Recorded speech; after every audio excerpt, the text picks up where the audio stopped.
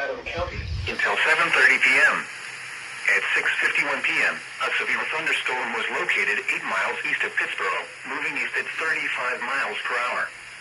Hazard, 60 miles per hour wind gusts and quarter-size hail. Source, radar indicated.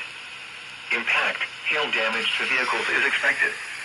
Expect wind damage to roofs, siding, and trees. Locations impacted include Raleigh, Cary, Pittsburgh, Garner, Fuquay Varina, Angier, Apex, Holly Springs, Morrisville, and Crosswinds Boating Center. For your protection, move to an interior room on the lowest floor of a building.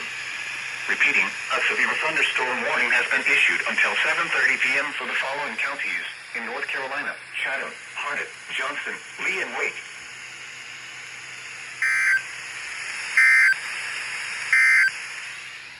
This is NOAA Weather Radio, all hazards station WMG 706, operating on frequency 162.45 megahertz.